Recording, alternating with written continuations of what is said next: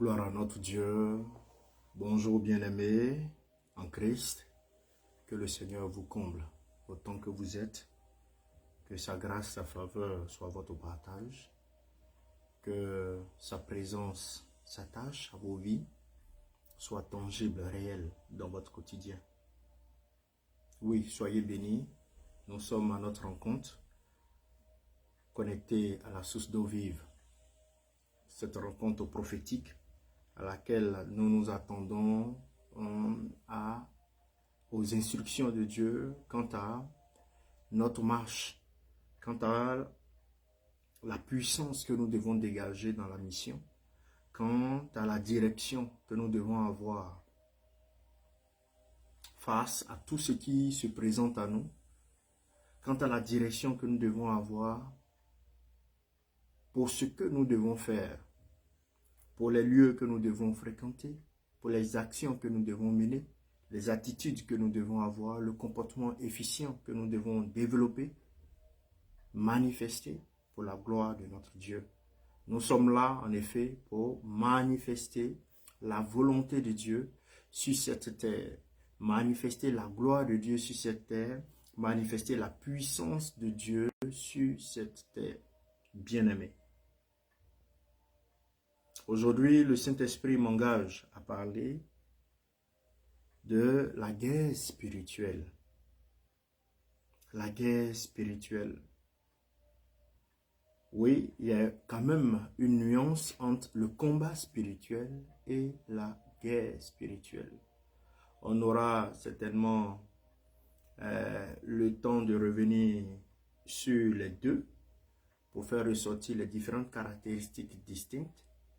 Mais déjà, comprenez que le combat spirituel fait référence à un affrontement qui est spécifique.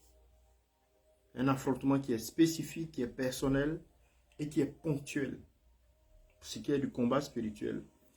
Et ce combat spirituel-là, comme je l'ai dit, il est affrontement spécifique, ponctuel, personnel, entre le croyant et les forces opposées, c'est-à-dire les forces de l'ennemi et les forces opposées, forces de Satan. Et il y a comme exemple le fait de résister à la tentation. C'est personnel, c'est ponctuel. Ou avoir une tentation ponctuelle, personnelle. Vous pouvez être face à un esprit d'oppression, à une attaque contre sa foi personnelle. C'est pourquoi Jacques chapitre 4, le verset 7 va nous dire que nous devons nous soumettre à Dieu, nous devons résister au diable et il fuira loin de nous. Voilà. Donc il s'agit là d'un combat personnel, d'où le combat spirituel. D'où le combat spirituel. Et pour ce qui est de la guerre spirituelle, en revanche, elle désigne une stratégie globale. Une stratégie globale qui est prolongée. C'est-à-dire, cette guerre, c'est une guerre stratégique globale qui est prolongée et collective du royaume de Dieu contre les forces du mal. Donc, stratégie globale prolongée du royaume de Dieu contre les forces du mal. Par exemple, conquérir une ville. Pour Christ, renverser les forteresses spirituelles sur une région, briser les liens générationnels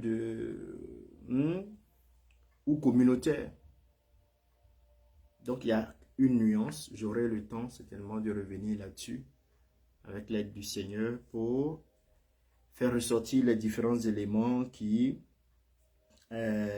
évoquent cette nuance-là pour que nous puissions bien les cerner, bien les mener. Tout ce qui se conçoit bien s'énonce de façon très aisée. Aujourd'hui, bien-aimés, nous parlons de la guerre spirituelle.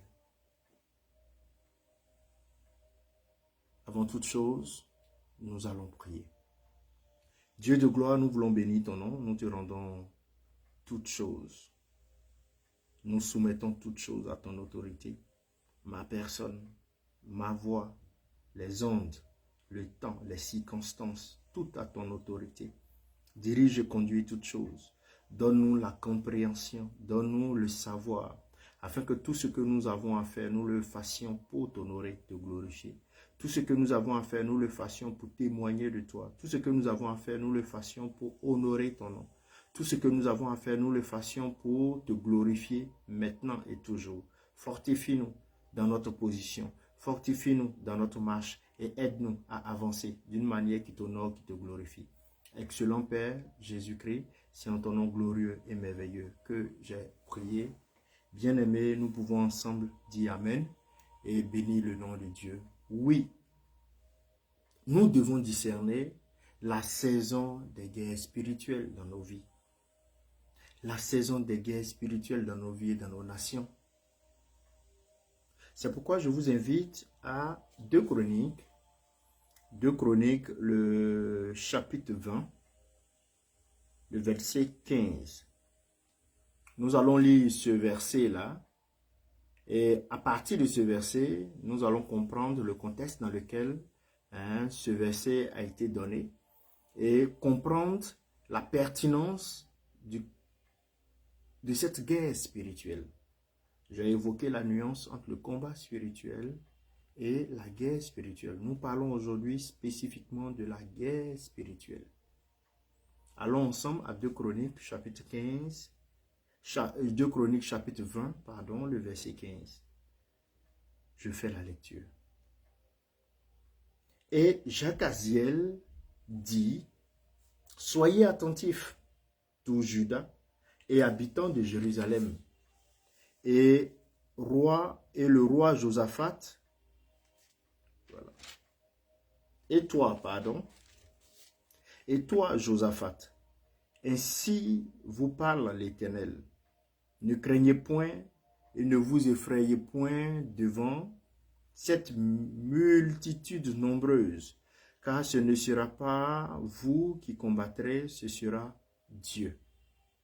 C'est ce que Jacaziel a prononcé, prophétisé, saisi par le Saint-Esprit de la part du Seigneur. Bien-aimé, Jacaziel est un lévite, avec des précisions qui sont données, de la famille d'Azaph. Et dans cette foule, il est saisi par le Saint-Esprit. Pourquoi? Parce que ici, Josaphat est face à une armée ennemie importante, constituée des Moabites, constituée des Ammonites. Nous savons l'action dévastatrice de cette armée païenne et Josaphat apeuré, retranché dans ses murs avec son peuple, animé par la peur, face à cette armée multitude, face à cette guerre qui est présente, qui est juste en face, il y a un message de fortification qui est donné par le Seigneur. Bien-aimés,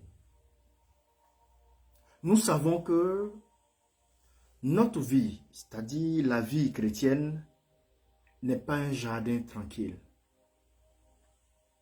Nous, en tant que chrétiens, notre vie n'est pas du tout un jardin tranquille, mais c'est un champ de bataille spirituelle. Un champ de bataille spirituelle marqué par des combats invisibles. Mais ces combats-là sont bien réels. Marqués par des combats invisibles, mais des combats sont bien réels, bien-aimés. Et c'est toute la valeur de Éphésiens chapitre 6, le verset 12, qui nous dit que car nous n'avons pas à lutter contre la chair et le sang, mais contre les dominations, les autorités, les princes de ce monde, des ténèbres, les esprits méchants dans les lieux célestes. Pour nous dire que le véritable ennemi n'est pas un ennemi humain, mais un ennemi spirituel.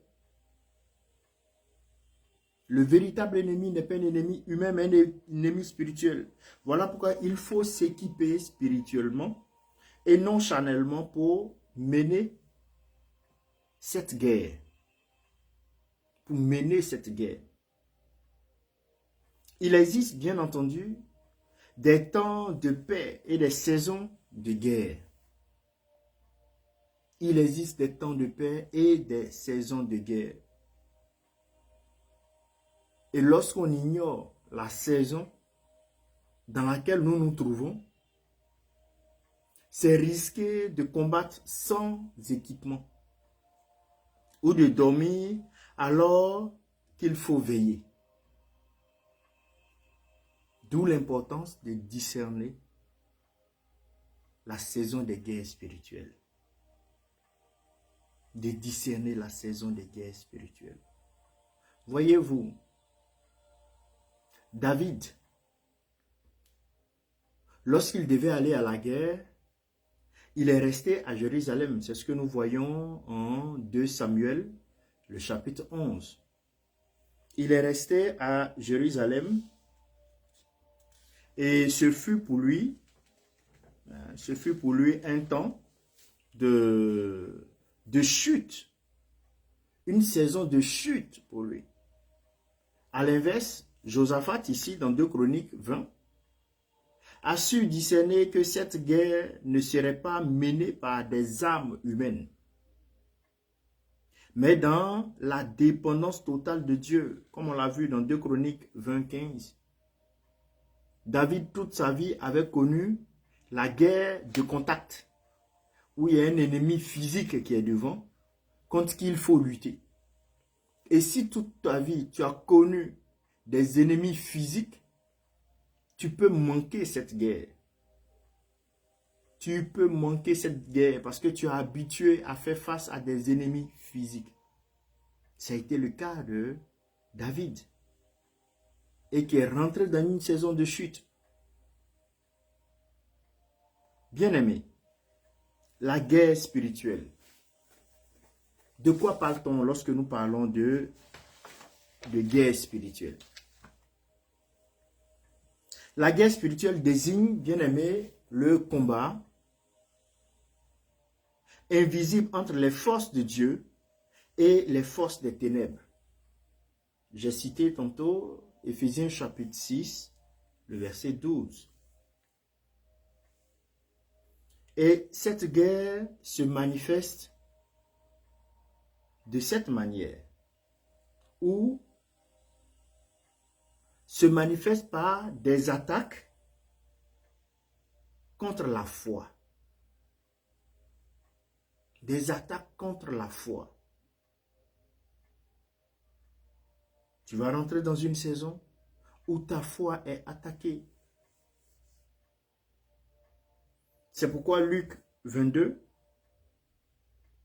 le verset 31 à 32, nous dit que à l'intérieur, il est dit, Seigneur, dis-nous, Simon, Simon, Satan vous a réclamé, et le Seigneur dit, pardon, il dit, Simon, Satan vous a réclamé pour vous cribler comme le blé.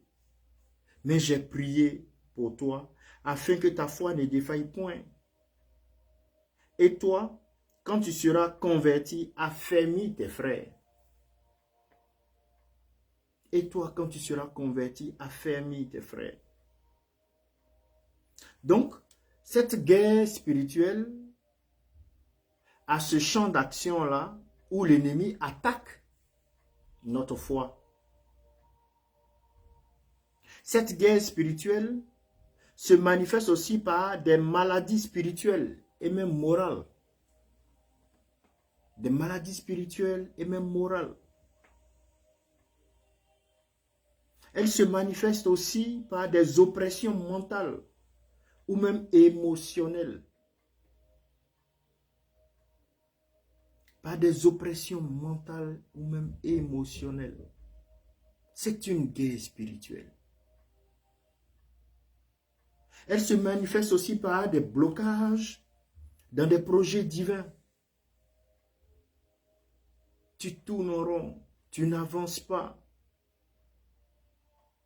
Malgré tes efforts, malgré la sanctification, la droiture, la vérité dans laquelle tu te trouves, mais les choses n'avancent pas, ça ne s'améliore pas. Les portes ne s'en trouvent pas pour que tu puisses avancer. tu te retrouves là dans une guerre spirituelle. Et là, il faut t'armer autrement. Il faut prier autrement. Il faut te mettre dans une autre disposition. D'où l'intérêt de cet instant de révélation. Bien-aimés, les types de guerres spirituelles qui se présentent à nous.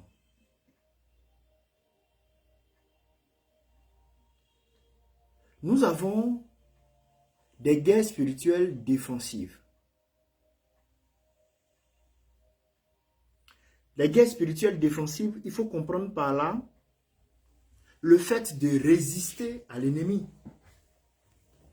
Le fait de résister à l'ennemi, et c'est ce que va nous dire Jacques chapitre 4, le verset 7 qui nous dit « Soumettez-vous donc à Dieu, résistez au diable et il fuira loin de vous. » Soumettez-vous donc à Dieu, résistez au diable et il fuira loin de vous. Donc, ce type de guerre spirituelle, cette stratégie, parce que j'ai dit c'est une stratégie globale et prolongée. Donc, nous sommes en tant que chrétiens dans cette stratégie défensive de façon continue. Nous sommes dans cette stratégie défensive de façon continue. Pourquoi? Parce que nous devons de résister au diable. Comment? Soumission à Dieu, résistance et lui fuira. Parce que nous trouvons notre puissance, notre force dans notre dépendance à Dieu. Dans notre dépendance à Dieu. Parce que nous avons notre position en Dieu. Et c'est cette position géographique, spirituelle, qui nous permet en effet de pouvoir faire face à l'ennemi. Et il fuira. Pourquoi? Parce que c'est plus nous que l'ennemi verra, mais il verra Christ. Il verra Christ. Donc nous avons aussi le type de guerre offensive. Ce type de guerre, c'est de renverser les forteresses. Et c'est pourquoi 2 Corinthiens chapitre 10, le verset 4 va nous dire que les âmes avec lesquelles nous combattons ne sont pas des âmes charnelles, mais elles ont la capacité, l'habilité de la vertu de Dieu pour renverser les forteresses. Et c'est une stratégie qui est aussi non seulement globale, mais qui est prolongée. Donc nous, en tant que chrétiens, dans la guerre spirituelle, nous avons ce type de guerre, cette stratégie défensive que nous adoptons. Nous avons cette stratégie offensive que nous adoptons en combattant avec les âmes de Dieu, les âmes qui ont la vertu de Dieu. En combattant avec les âmes qui ont la vertu de Dieu. Nous avons aussi le type de guerre, l'intercession. L'intercession. L'intercession, c'est le fait de se tenir à la brèche. Et c'est pourquoi Ézéchiel, le chapitre 22, le verset 30, va nous dire que je cherche parmi eux un homme qui élève un mur, qui se tienne à la brèche devant moi en faveur du pays. La guerre spirituelle, elle est globale, elle est collective. En faveur du pays, afin que je ne le détruise pas. Mais je n'en trouve point.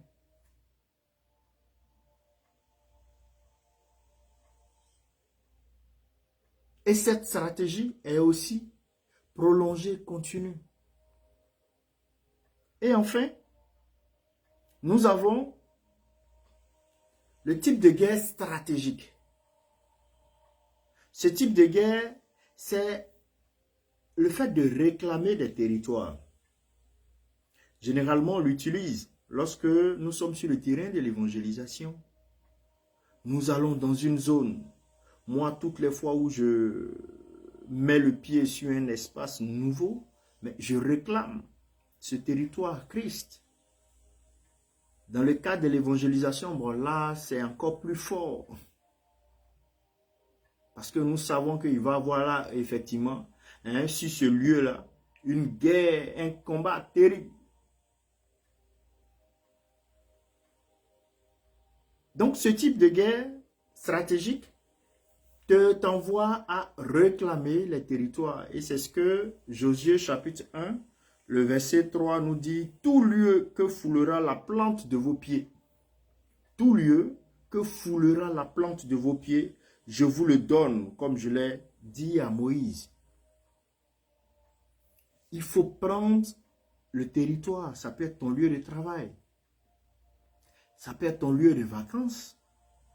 Ça peut être ton lieu d'études, de formation. Ça peut être ton lieu de loisirs, où tu allais même faire tes courses, tes achats.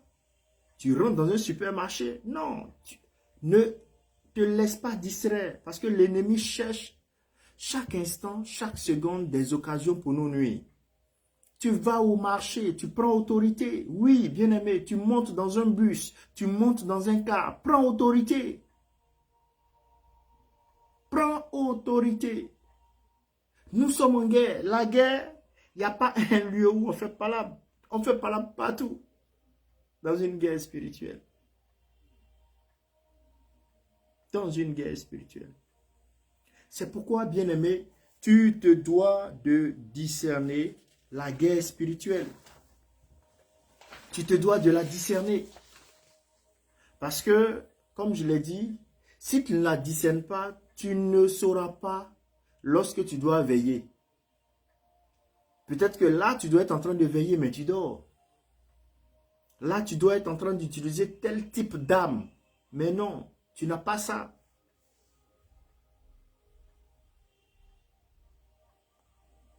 Je regardais une émission de... une enquête, voilà. Une enquête quant aux chasseurs de primes ici en Amérique qui vont chercher ces personnes-là qui ont fui la justice, hein, sous le coup d'une arrestation, et donc un mandat d'amener leur est donné. Et ils vont chercher ces personnes-là. Généralement, ce sont des brigands, des personnes qui ont des casiers judiciaires vraiment lourds. Et quand ils vont, eux-mêmes, ils disent quoi? Que quand ils ont l'information que, surtout aux États-Unis, sur 3 familles, au moins une famille est armée, et même très armée. Donc, qu'est-ce qu'ils font? En fonction du casier judiciaire et puis en fonction de la ville, de la localité, ils s'équipent. En fonction aussi de l'individu, de son historique, ils vont s'équiper. Donc, vous allez voir que pour certaines personnes qui doivent arrêter, ils ont des armes légères, mais pour d'autres, ils ont des armes de poing. Ils ont des armes de poing. Pour dire quoi? Il faut discerner le combat que tu es, dans lequel tu es. La guerre dans laquelle tu es. Et en fonction de cela, tu vas utiliser les armes qu'il faut. Les armes qu'il faut. Adoptes-tu une stratégie défensive? Te retrouves-tu dans un combat, dans une guerre défensive? Te retrouves-tu dans une guerre offensive? Te retrouves-tu dans une guerre d'intercession? Te retrouves-tu dans une guerre stratégique? Il faut le savoir. Comment discerner les saisons de guerre spirituelle? Bien-aimé, c'est par l'écoute du Saint-Esprit. Par l'écoute du Saint-Esprit, bien-aimé. Vous verrez que Jean, chapitre 16, le verset 13, nous dira, quand le consolateur sera venu, l'Esprit de vérité, il vous conduira dans toute la vérité. Quand le consolateur sera venu, l'Esprit de vérité, il vous conduira dans toute la vérité. Dieu parle souvent, bien-aimé, par des songes. des visions, des prophéties ou même une conviction forte intérieure pour nous avertir de l'entrée dans une saison de guerre. Joseph, en Égypte, il recevait des révélations pour préparer les temps difficiles, comme on peut le voir en Genèse 41, le verset 25. Joseph dit à Pharaon, ce qu'a songé Pharaon est une chose, est une seule chose. Dieu a fait connaître à Pharaon ce qu'il va faire. Bien-aimés, il nous faut être disposés, disponibles, nous habituer à la voix du Saint-Esprit et à la discerner, à la reconnaître, à y obéir. Il te faut aussi, par des signes, dans le monde visible. Voilà. Pour discerner, nous avons des signes dans le monde visible qui peuvent se présenter à nous, c'est-à-dire, il y a des événements soudains, inexplicables, des attaques multiples, une oppression soudaine qui ont pour but, oui, de te dire que tu es dans un temps de manifestation visible, d'une guerre spirituelle invisible. Des choses se produisent, tu n'arrives pas à te l'expliquer. C'est soudain, c'est inexplicable, des attaques multiples. Tu es malade là, un échec ici, tu avances. Non, tu es dans ce chemin. Ce sont des signes visibles pour te dire la saison dans laquelle tu es. Aussi, au travers des Écritures, lorsque nous investissons dans la parole de Dieu, nous avons cette capacité-là de discerner la saison de guerre spirituelle. C'est pourquoi le psaume 119, verset 105 nous dira que ta parole, c'est cette lampe-là à mes pieds. Et puis, cette lumière sur mon sentier. Donc, la parole de Dieu nous éclaire. Dieu nous révèle les temps et les saisons à travers sa parole, comme il a fait avec les fils d'Issachar, qui savaient discerner les temps, comme on peut bien le voir en 1 Chronique 12, 32. Comment discerner? Par les prières et la sensibilité spirituelle. Par les prières et la sensibilité spirituelle. Bien-aimés, une vie de prière régulière vous connecte à la dimension céleste et vous rend sensible au mouvement de l'esprit. Et vous rend sensible au mouvement de l'esprit. C'est pourquoi on peut s'interroger. Comment se préparer pour une saison de guerre spirituelle? Comment se préparer pour une saison de guerre spirituelle? Le livre d'Éphésiens nous a donné une belle stratégie. On peut revêtir toutes les armes de Dieu. Toute l'armure de Dieu. Et on doit le faire. On doit revêtir toute l'armure de Dieu, comme le dit Éphésiens, chapitre 6, le verset 11. Revêtez-vous de toutes les armes de Dieu, afin de pouvoir tenir contre les ruses du diable. Afin de pouvoir tenir contre les ruses du diable. Et l'armure de Dieu est faite d'une ceinture de vérité. L'armure de Dieu est faite d'une cuirasse de justice. L'armure de Dieu est faite d'une chaussure de l'évangile. L'armure de Dieu est faite du bouclier de la foi. L'armure de Dieu est faite du casque du salut. L'armure de Dieu est faite de l'épée de l'esprit, c'est-à-dire de la parole. Et quand ça c'est fait, maintenant, il faut multiplier les temps de jeûne et de prière. Il faut multiplier les temps de jeûne et de prière. Pourquoi? Parce que lorsqu'on prend Marc, chapitre 9, le verset 29, le Seigneur nous dit que cette sorte ne peut sortir, c'est-à-dire cette sorte de démon ne peut sortir que par la prière et le jeûne. Mais tu ne sais pas. Donc, c'est en jeûnant que tu sauras. Si tu multiplies les jeûnes et prières, tu te disposes. Tu es prêt en fait. Certains combats spirituels nécessitent un engagement plus profond. Le jeûne nous détache du monde et nous connecte à la puissance divine.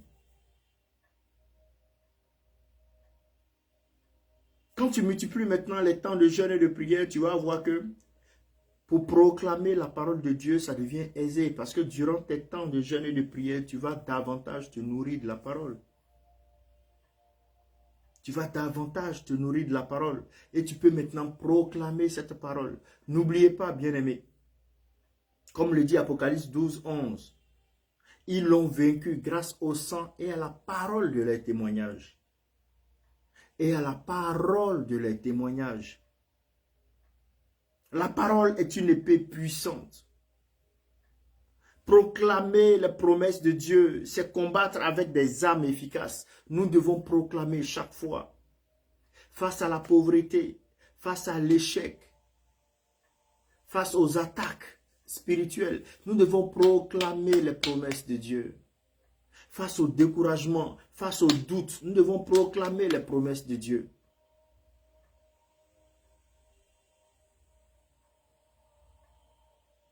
Et quand ça c'est fait,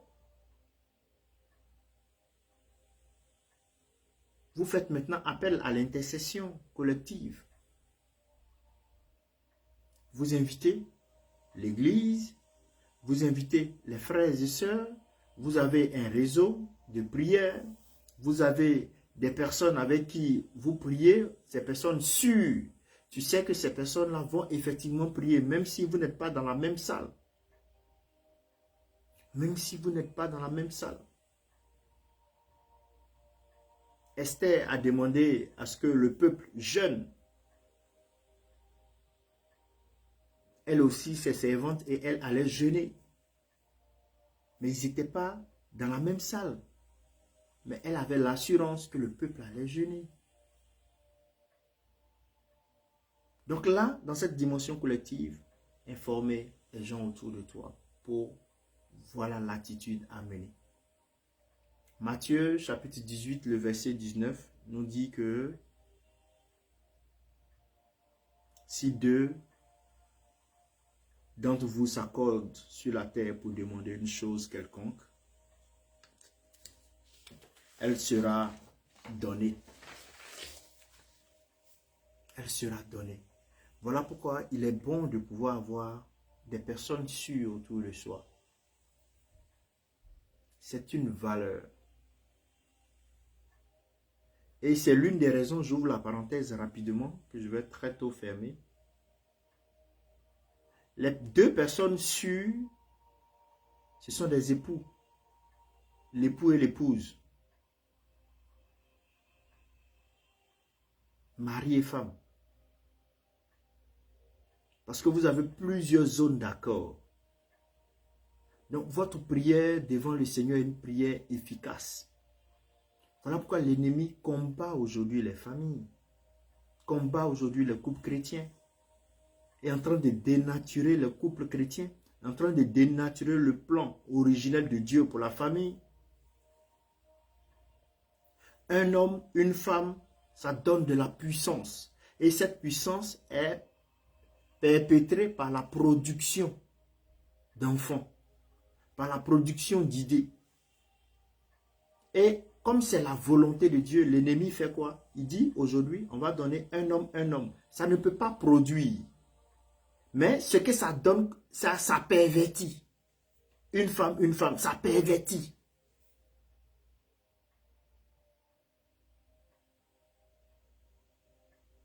Pourquoi? Pour affaiblir les demandes qui peuvent emmener Dieu à agir, à transformer la donne, à donner du pouvoir aux chrétiens, en pervertissant la famille. Mais la famille s'éloigne de Dieu. C'est ça le plan de l'ennemi. Et ça, nous sommes dans une guerre spirituelle. qui ne date pas d'aujourd'hui. Voilà pourquoi j'ai dit que c'est une guerre qui est prolongée. Donc il faut voir c'est une stratégie juste qu'on doit mener jusqu'à ce que Christ revienne, jusqu'à ce que par la mort nous ayons à lui.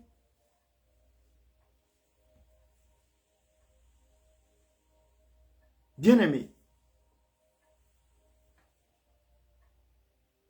quelle a été la stratégie de Josaphat dans 2 Chroniques chapitre 20 face à cette guerre spirituelle? Il voyait les Ammonites, les Moabites réunis qui venaient contre eux, contre le peuple d'Israël à Jérusalem. Le premier élément de sa stratégie, Josaphat a consulté Dieu. Lorsque vous retournez, vous remontez un peu au 2 Chroniques chapitre 20, le verset 3, il est dit, « Dans sa frayeur, Josaphat se disposa à chercher l'Éternel et il publia un jeûne pour tout Juda. » Donc, il a cherché Dieu. Josaphat a cherché Dieu. Je vais donner 8 points de Josaphat là, de sa stratégie que vous pouvez adopter et que nous devons adopter. Donc, il a consulté l'Éternel Dieu en premier. Deuxième élément, qu'est-ce qu'il a fait? Il a rassemblé le peuple dans le jeûne et la prière. Verset 4, vous lirez que Juda s'assembla pour invoquer l'Éternel. Et l'on vit toutes les villes de Juda. Hein? Et l'on vint de toutes les villes de Juda pour chercher l'Éternel. En troisième position, il reconnut la souveraineté de Dieu au verset 6.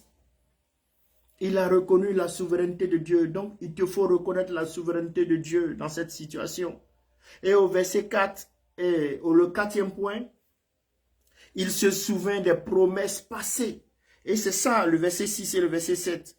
Il dit, Éternel, Dieu de nos pères, n'es-tu pas Dieu dans les cieux? N'est-ce pas toi qui donne, qui domine sur les royaumes des nations? N'est-ce pas toi qui a en main la force et la puissance et à qui nul ne peut résister? À qui nul ne peut résister? Le verset 7, il dit, n'est-ce pas toi, notre Dieu qui a chassé les habitants de ce pays devant ton peuple Israël, qui l'a donné pour toujours à la postérité d'Abraham qui t'aimait? Ils l'ont habité et ils ont bâti un sanctuaire pour ton nom. Il rappelle les promesses de Dieu. Et en cinquième étape, qu'est-ce qu'il fait? Il confessa son impuissance. Il confessa que lui, il est impuissant. Et cela apparaît parfaitement au verset 12 de 2 Chroniques 20. En sixième étape, il écouta la parole prophétique. Verset 14-15. On peut même aller jusqu'à 17, 14 à 17. En 7, il adora avant même la bataille. Vous verrez que du verset 18 au verset 21, Josaphat se retrouve dans une position, il demain descendait contre eux. Ils vont monter par la colline de Site et vous les rencontrerez à l'extrémité de la vallée en face du désert de Jéruel. Vous n'aurez point à combattre en cette affaire. Josaphat, au verset 18, s'inclina le visage contre terre et tout Juda et les habitants de Jérusalem tombaient devant l'Éternel pour se prosterner après tout ce que Jacaziel a eu à dire, saisi par l'Esprit de Dieu. Au verset 7 et au septième point, j'ai dit, il adora avant même la bataille, action de grâce, reconnaissance. Il dit merci à Dieu avant même de recevoir. Et la huitième étape de sa stratégie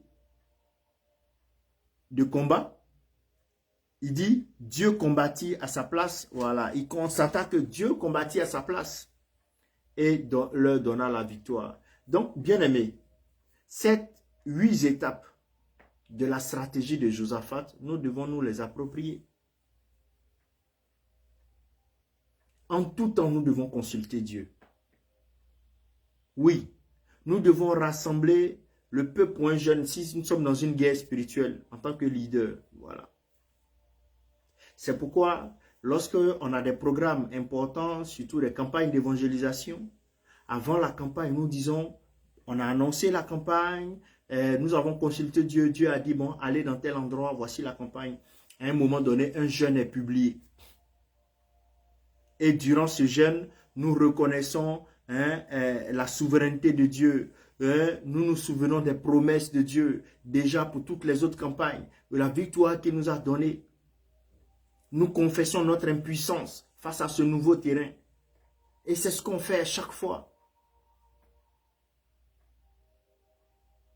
Bien-aimé,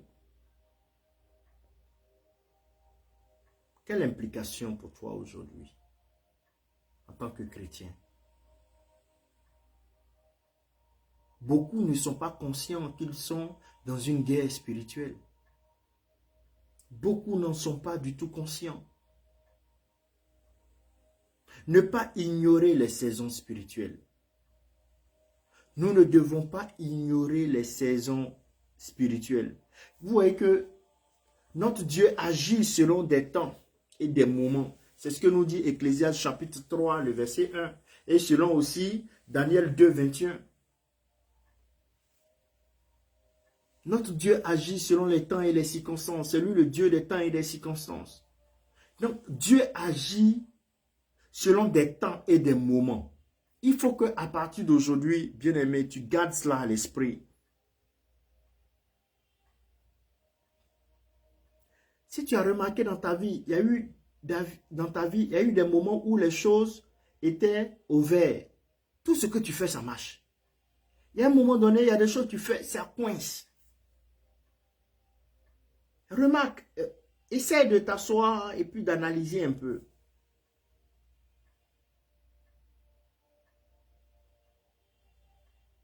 Il faut discerner les saisons. Il faut discerner les temps.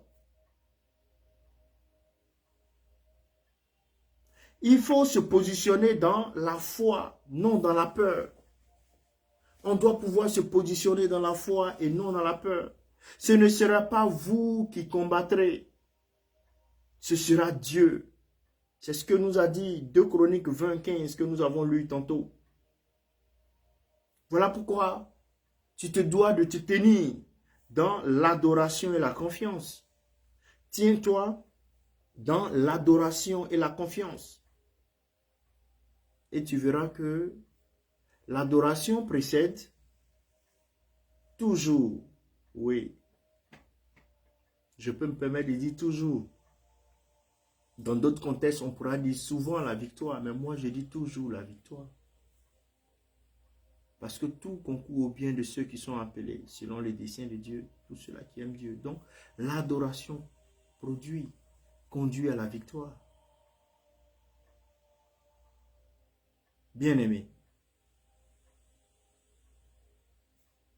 nous devons pouvoir mettre en place des veilles spirituelles. Les veilles spirituelles se font avec des personnes de confiance. Des personnes qui ont le même combat, la même vision, qui partagent la vision. Josaphat était là, il était le roi. Sa peur est parfaitement exprimée. Mais le peuple avait aussi peur. Le peuple aussi voyait les Ammonites et les Moabites en face. Donc tout cela ressentait ce que le roi ressentait. C'est ça, partager la vision. Donc quand le roi donne une instruction, c'est facile pour le peuple de suivre. La veille spirituelle est enclenchée, est mise en place par ceux-là qui partagent la même vision. Ceux-là qui ne partagent pas la même vision, oh non, ça va être des maillons faibles par lesquels l'ennemi va passer pour vous atteindre parce qu'ils vont dormir ou vous faire croire qu'ils sont éveillés. Ils ne pourront pas donner l'alerte quand l'ennemi viendra ou combattre quand l'ennemi viendra. Des temps de prière ciblés dans la communauté, dans l'église, dans la famille, personnellement. Et voilà, nous prions pour nos nations, surtout les nations où il va y avoir des élections, surtout dans les pays d'Afrique, où nous savons que lorsqu'il y a des élections dans les pays d'Afrique, c'est égal à problème, à trouble, malheureusement. Mais ça va changer dans le nom de Jésus. Ça va changer. Bien-aimé, j'aimerais qu'on puisse prier. Nous allons prier. Et tu vas dire dans le fond de ton cœur, tu vas déclarer que tu es dépendant de Dieu. Tu vas dire, je déclare que Dieu combat pour moi. Le Seigneur dit en Exode 14, 14, il dit, bien-aimés, gardez le silence. L'Éternel combattra pour vous. Garder le silence, ce n'est pas un silence passif. C'est un silence dans la prière. C'est un silence d'humilité, d'obéissance. C'est un silence où nous faisons taire la peur pour laisser le Saint-Esprit prendre le contrôle. C'est un silence où nous fléchissons genoux. C'est un silence où nous adoptons les stratégies évoquées par Josaphat. C'est un silence où nous nous mettons dans un type de stratégie offensive, défensive, d'intercession. C'est un silence qui n'est pas passif. C'est un silence où on te voit plonger dans la parole, en train de la méditer, en train de la vivre, en train de dépendre de cette parole, en train de la consommer, de la laisser t'imprégner. C'est un silence où tu entends de façon perceptible la voix du Saint-Esprit. Car comme le dit Jean 16, 13, lorsque l'Esprit de vérité sera venu, il vous conduira dans toute la vérité. Tu vas dire, bien-aimé, je suis revêtu de toute l'armure de Dieu. Comme il est dit en Éphésiens chapitre 6, le verset 11. Je suis revêtu de toute l'armure de Dieu. Dans cette guerre spirituelle, je suis revêtu de toute l'armure de Dieu. Et je dépends de lui. Je dépends de lui. Je dépends de cette armure de Dieu. C'est pourquoi les armes que j'utilise ne sont pas des armes charnelles, mais elles ont les vertus de Dieu pour renverser les forteresses. Elles ont les vertus de Dieu pour renverser les forteresses.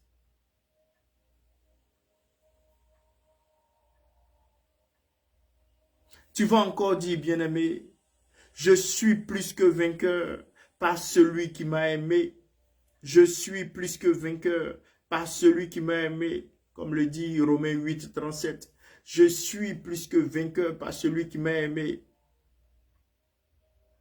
Annonce déjà ta victoire dans cette guerre spirituelle. Parce que tu sais sur qui tu comptes. Annonce déjà ta victoire dans cette guerre spirituelle. Parce que tu sais avec qui tu marches. Annonce déjà ta victoire dans cette guerre spirituelle. Parce que tu sais qui est en toi. Il dit non, ne vous inquiétez pas. J'ai vaincu le monde, nous dit Jésus. Celui qui est en moi est plus fort que celui qui est dans le monde. Philippiens nous le dit.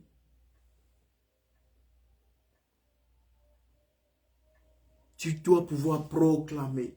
Je suis plus que vainqueur. Par celui qui m'a aimé. Je suis plus que vainqueur. Tu vas dire encore que le sang de Jésus me couvre et me protège.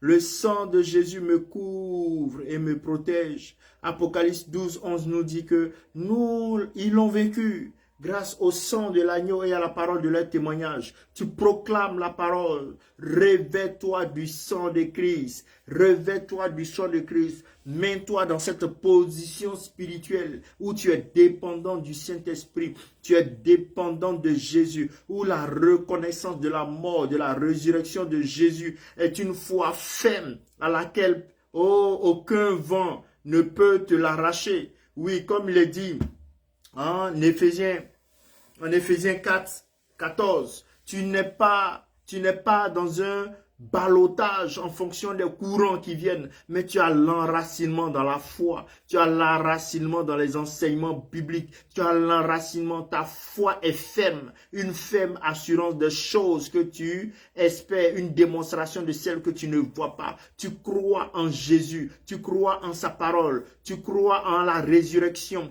des morts, tu crois au retour de notre Seigneur Jésus, tu crois en la sainteté, tu crois en la droiture, tu crois en l'intégrité, tu crois en la puissance de l'évangile et tu es indéboulonnable.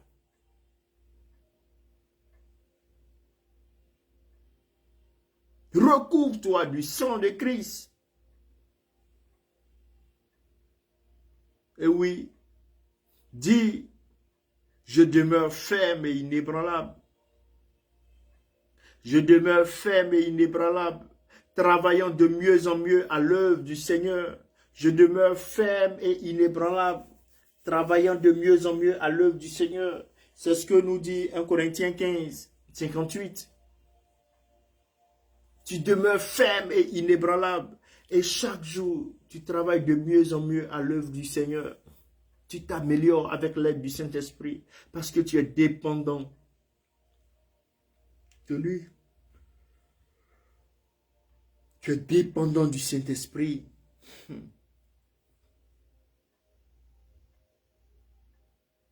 Tu es dépendant du Saint-Esprit. Bien-aimé, il nous faut rester en position d'écoute et de foi. Il nous faut rester en position d'écoute et de foi. Il nous faut rester en position d'écoute et de foi. Oh, dans une stratégie de guerre, bien-aimé, celui qui a la primeur de l'information gagne la bataille. Vous voyez, Jacques Aziel a donné l'information que voici où passeront les Ammonites et les Moabites. Voilà où vous allez les rencontrer. Mais parce qu'ils étaient dans une position d'écoute et de foi, ils n'ont pas dit, mais lui là, il se prend pour qui? Pourquoi est-ce que c'est lui? Pourquoi est-ce que pas? Non, non, il est dans une position d'écoute et de foi.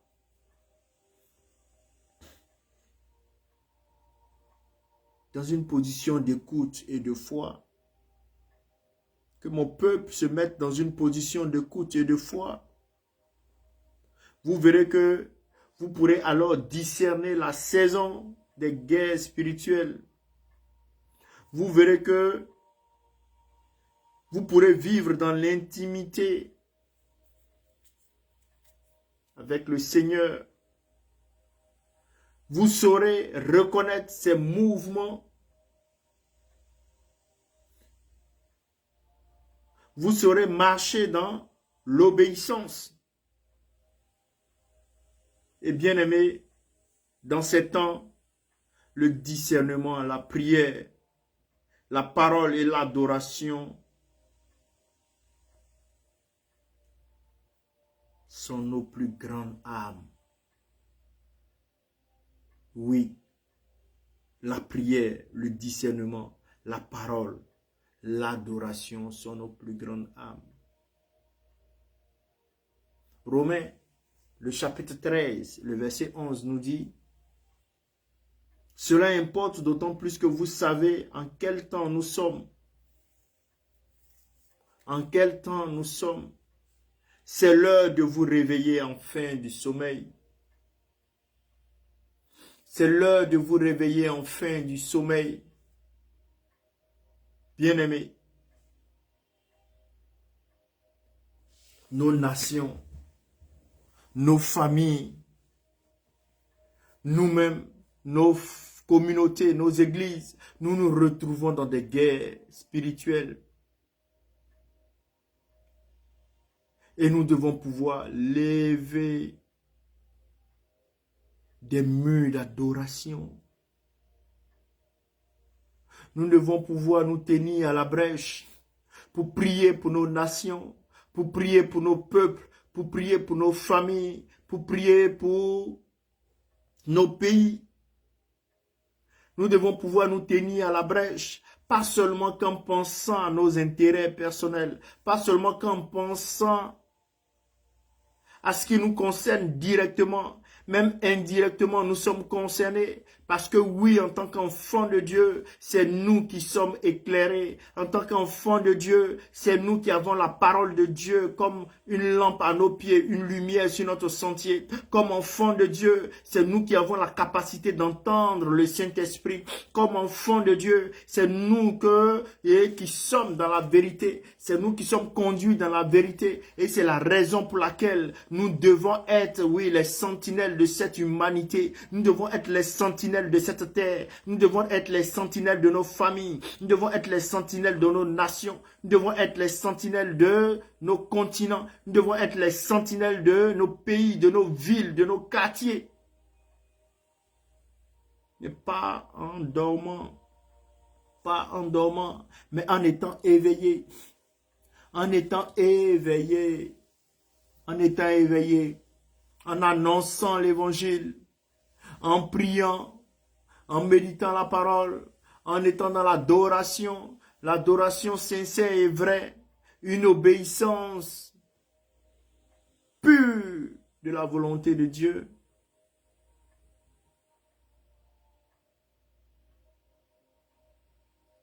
Par toi, Seigneur, je gagnerai ce combat.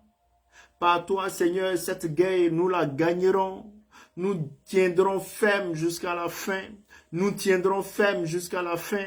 Par toi, Seigneur, oh, nos familles ne seront plus divisées. Par toi, Seigneur, nos jeunes ne seront plus, Père éternel Dieu, malmenés par l'ennemi. Par toi, Seigneur, nous aurons la victoire grâce au sang de l'agneau et à la parole de notre témoignage. Grâce au sang de l'agneau et à la parole de notre témoignage, nos enfants ne seront pas criblés. Oui, tu as prié pour Pierre. Tu as prié pour Pierre, Seigneur Jésus. Et oui, Satan l'avait réclamé pour le cribler, mais tu as prié pour lui afin que sa foi ne défaille pas. Père, nous prions pour la jeunesse mondiale. Nous prions pour la jeunesse de nos nations. Nous prions, Père, pour tous les jeunes. Nous prions, Père, pour ces jeunes-là que Satan réclame, qu'il veut cribler. Nous prions pour eux afin que tu les gardes, tu les protèges. Nous prions pour ces familles. Oh oui, Père éternel Dieu, on nous parle de plusieurs types de familles. Nous avons des familles recomposées, nous avons des familles monoparentales, nous avons des familles,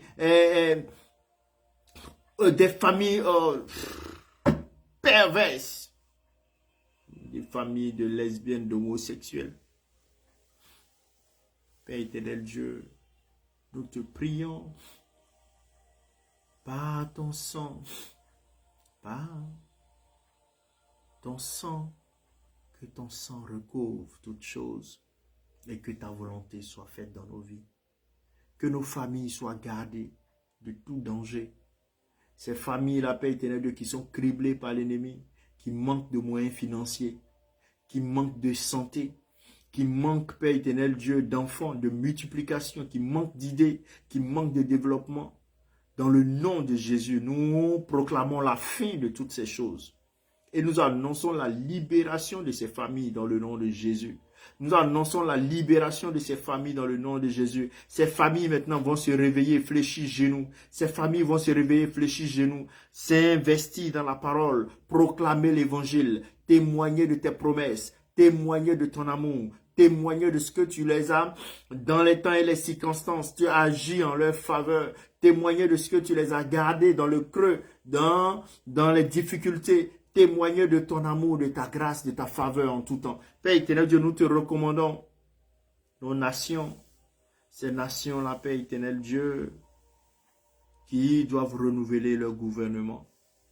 Merci pour ta grâce. Merci pour ce que tu apaises les fureurs. Merci pour ce que ces séismes spirituels s'estompent maintenant dans le nom de Jésus. Merci Père éternel Dieu pour ces nations où nous avons des séismes, que ce soit physique ou spirituel. Nous arrêtons cela dans le nom de Jésus. Nous arrêtons cela dans le nom de Jésus. Et nous prions que ta gloire soit manifeste parce que nous prenons autorité. Tu nous as dit que tout endroit que nos pieds fouleront, cet endroit tu nous le donnes. Et nous prenons autorité dans le nom de Jésus. Et nous prenons autorité dans le nom de Jésus. Et nous prenons autorité dans le nom de Jésus. Et nous prenons autorité dans le nom de Jésus. Et nous prenons autorité dans le nom de Jésus. Les armes avec lesquelles nous combattons ne sont pas des armes charnelles, mais elles sont revêtues des vertus de Dieu pour renverser les forteresses, et ramener toute pensée captive à l'autorité de Christ pour la gloire de notre Seigneur Jésus-Christ. Bien-aimés, que cette guerre spirituelle dans laquelle nous sommes, où nous avons déjà proclamé la victoire, nous puissions physiquement voir la victoire dans le nom de Jésus. Que tous ceux-là qui sont oppressés soient délivrés. Que tous ceux-là qui sont, Père éternel Dieu, dans des attaques spirituelles soient victorieux dans le nom de Jésus. Que tous ceux-là qui ont des blocages dans leurs affaires, que cela soit débloqué dans le nom de Jésus. Que tous ceux-là qui trempent dans la paresse spirituelle, dans l'esprit de non-accomplissement, de recommencement, que cela s'arrête maintenant dans le nom de Jésus et que la gloire ne revienne qu'à toi seul. Excellent Père de grâce, Jésus-Christ, c'est en ton nom glorieux et merveilleux que nous avons prié et ensemble nous pouvons dire Amen, Amen, Amen, Amen, Amen. Amen. Que le Seigneur nous bénisse et que par sa grâce,